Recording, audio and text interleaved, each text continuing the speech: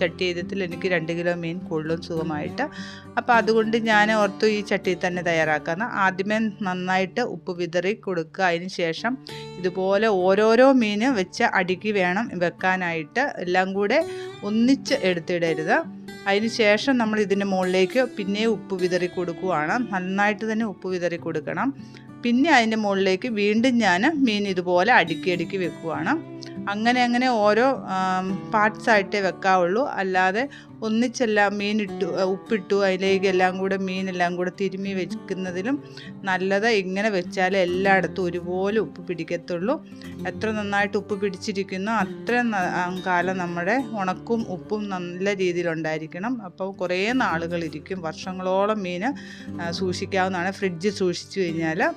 അപ്പം അതുകൊണ്ട് വീണ്ടും ഞാൻ അടുത്ത ലെയർ കൂടെ അടുക്കി കൊടുക്കുവാണ്. ഇനി ഇതിൻ്റെ മുകളിൽ നമുക്ക് ഉപ്പിട്ട് കൊടുക്കണം.